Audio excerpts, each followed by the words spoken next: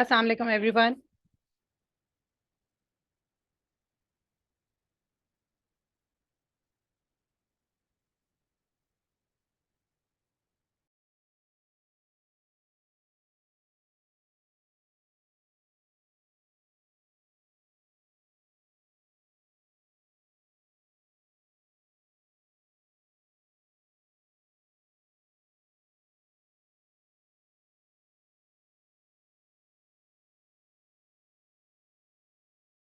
Okay, students, I have allowed you to unmute yourself. I know I've just actually done a setting in which you were not able to unmute. So now you can unmute yourself. Before starting this meeting, I have a request and I want to make a request. Okay, please, this is a very serious workshop and we have a very short time in which we have to, cover paper 2. So first of all, just tell me, am I audible to you all? Yes, miss. All right. Yes, ma'am. Thank you. I'll wait for 2 minutes because participants are joining. So after that, we're going to start our meeting.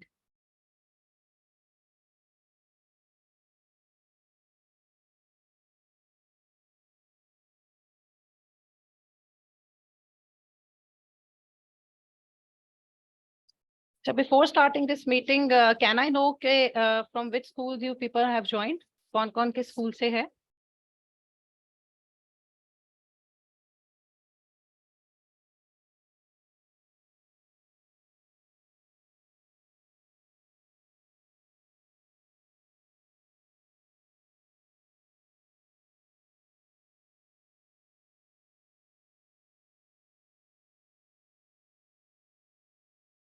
जी बेटा. Would you like to tell me that from which school you are from? कुछ तो मेरे अपने students मुझे लग रहे हैं लेकिन कुछ नए स्टूडेंट्स भी हैं.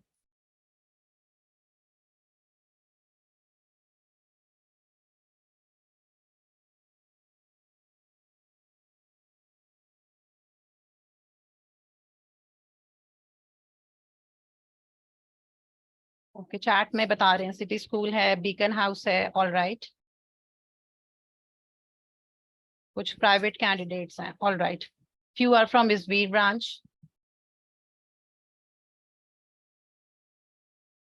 All right. All right. Okay. Thank you for telling me. And I am Aisha Azhar and I am also from Lahore Grammar School and I am teaching from past more than 13 years. और इस्लामियत ही मैं पढ़ाती हूँ. और आज ये session इंशाल्लाह ताला बहुत फ्रूटफुल होगा, शॉर्ट होगा, फ्रूटफुल होगा. और हम बहुत उसको लेके इस तरह से चलेंगे कि आप लोगों के जो भी क्वेश्चंस उसको मैं एंटरटेन कर सकूं इन सच अ शॉर्ट टाइम. ये मीटिंग वैसे 1 घंटे की होगी. अगर आप 40 मिनट्स के बाद ये जूम जो है ये खत्म हो जाता है तो you can rejoin this link. Link will remain the same. Okay, some students are saying अच्छा जी ठीक है. कोई ऑल राइट रूट से भी हैं, हबीब पब्लिक स्कूल भी. All right. So let's begin with the meeting. So this meeting or session is regarding paper 2. Paper 2 में हम इस सेशन में क्या क्या चीजें डिस्कस करेंगे वो हम अभी मैं आपको बता देती हूँ. सबसे पहले जो की पॉइंट्स हैं सेशन के वो होंगे इंपॉर्टेंट और एक्सपेक्टेड टॉपिक्स के कौन कौन से मुझे फील होता है कि वो इंपॉर्टेंट हैं और एक्सपेक्टेड हैं. गेस्ट पेपर और उसकी इंपॉर्टेंस को हम डिस्कस करेंगे. We'll discuss to attempt how to attempt question number 1 that is related to your हदीस. Then we'll discuss the importance of quoting references in question number 1 in both parts. That is part A and part B, which is the main teachings, and your actions, that is implementation of the main teachings in part B. Then how to attempt 10 marks question and 4 marks question. That is question number 2 till question number 5. We're going to discuss about the difficult and important topics of history, importance of hadith, especially Shia compilation को लेके बच्चों को बड़ी reservations होती हैं. वो we will going to discuss. And if you have an issue regarding ijma and qiyas even, कुछ short में जितना मैं कर सकूंगी I'll explain. We'll discuss especially Hajj and other pillars if you feel that it's difficult. Then we're going to discuss some of the rightly guided caliphs, especially Hazrat Usman's assassination or martyrdom, plus Hazrat Ali की caliphate, क्योंकि बच्चों को ज्यादा confusion यहीं से start होती है. उससे पहले पहले इट्स वेरी सिंपल कि हजरत उमर ने कितना कॉन्कर किया, एक्सपेंशन थी, हजरत अबू बकर की जो कैंपेन थी. It's very simple. बच्चों को जो कंफ्यूजन होती है वो यहीं से स्टार्ट होती है, स्पेशली इमरजेंस ऑफ हाजीज, ये कैसे अचानक से आ गए. मतलब कुछ कंफ्यूजन होती है। अब मैंने आप सबको अलाउ किया हुआ है कि आप लोग अनम्यूट कर सकते हैं, जहां पर भी आपको प्रॉब्लम होगी you can unmute your self और आप लोग मुझसे डिस्कस कर सकते हैं कि आपको इसमें क्या कंफ्यूजन है।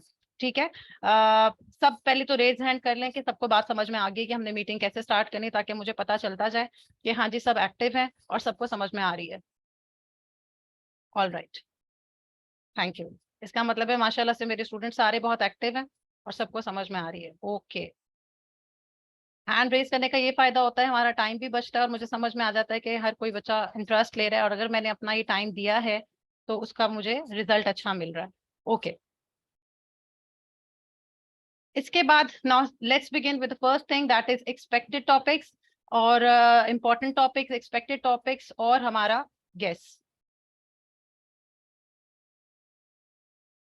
एक चीज बेटा मैं आपको क्लियर कर दूं कि जो एक्सपेक्टेड टॉपिक्स होते हैं और जो भी आपके जो गेस होते हैं इसको आपने गेस के तौर पर ही लेना होता है।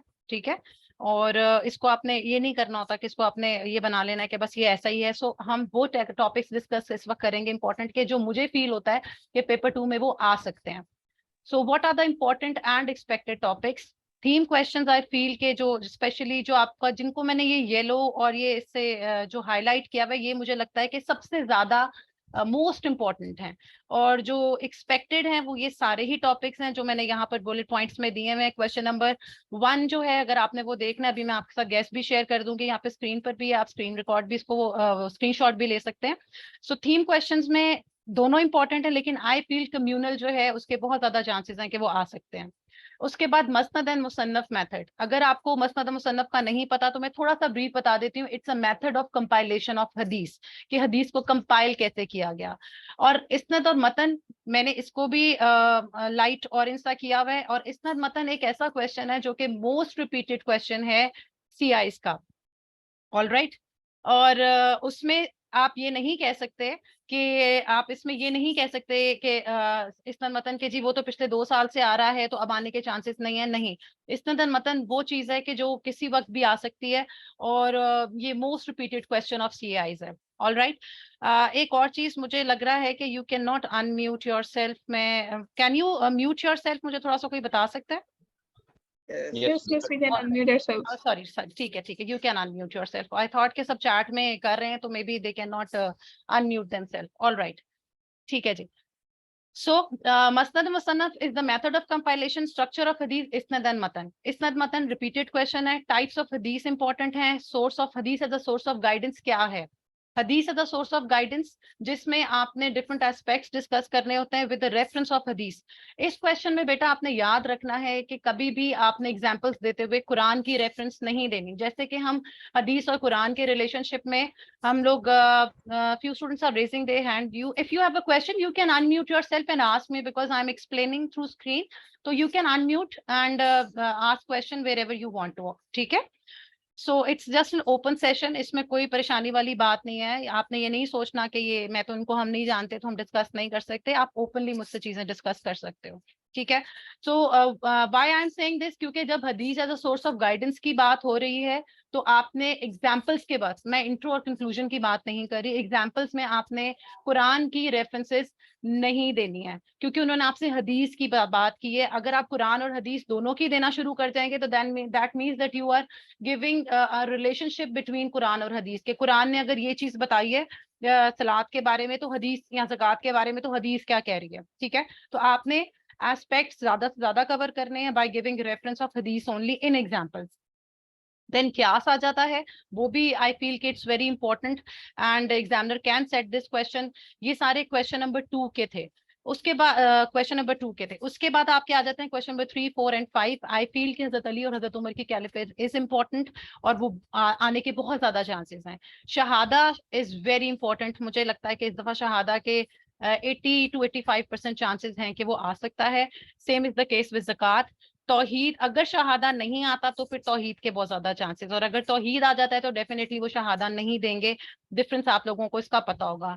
Angels can be set in paper 2। उसके अलावा Allah predestination in degree, this is also a very important topic. ठीक है, यहाँ तक मेरा सही क्वेश्चन। जी जी श्योर बेटा। मिस तौहीद और शहादा में बहुत ज्यादा सिमिलैरिटीज है ना? तो उसको मतलब थोड़ा सा बता दें, नहीं तो याद करने में थोड़ा सा मतलब बिल्कुल बता डिफिकल्टी देती होती है, हूँ, तो बिल्कुल मतलब बता बहुत ज्यादा देती हूँ। सिमिलर। ठीक है। तौहीद और शहादा में जो डिफरेंस है, सबसे इंपॉर्टेंट चीज और बड़ा आसानी से करने वाली चीज है कि जो तौहीद आपने लिखा हुआ है, जो तौहीद आपने याद किया हुआ है, आप शहादा के फर्स्ट पार्ट में लिख सकते हैं। शहादा के बेसिकली दो पार्ट्स होते हैं। शहादा क्या है? आपका सेकंड कलमा, ठीक है। सेकंड कलमा में आप क्या बताते हैं कि there is no god but Allah, और फिर प्रॉफिट सल्लल्लाहु अलैहि वसल्लम is the last messenger of Allah. तो जो पहला पार्ट है there is no god but Allah, वो आप तौहीद जो आपने आर्टिकल याद किया हुआ है, आप एग्जैक्टली एज इट इज वो लिख सकते हैं। इसमें कोई कंफ्यूजन नहीं होनी चाहिए, ठीक है। उसके बाद आपका आ जाता है, जिसमें आपके आ जाते हैं ये दूसरा पार्ट, दैट प्रॉफिट सल्लल्लाहु अलैहि वसल्लम is the last messenger of Allah. इसका और इजीएस्ट वे मैं आपको बता देती हूँ। आप सबने बिलीफ इन प्रॉफिट्स किया होगा, सबने किया हुआ है। बिलीफ इन प्रॉफिट्स में जब आपने लास्ट प्रॉफिट को डिस्कस करते हैं, प्रॉफिट सल्लल्लाहु अलैहि वसल्लम को as the last messenger of अल्लाह, as a seal of prophets, आप वो वाला पार्ट इसमें लिख सकते हैं। दिस मीन्स कि शहादा के लिए आपको अलग से कुछ एक्स्ट्रा याद करने की जरूरत नहीं। अगर आपने सारे आर्टिकल्स कर लिए हैं तो आप तौहीद plus prophet, belief in prophets का जो लास्ट पार्ट है, दैट इज हजरत मोहम्मद सल्लल्लाहु अलैहि वसल्लम के बारे में, आप वो आराम से लिख सकते हैं। सॉरी बेटा, I was disconnected, am I clear?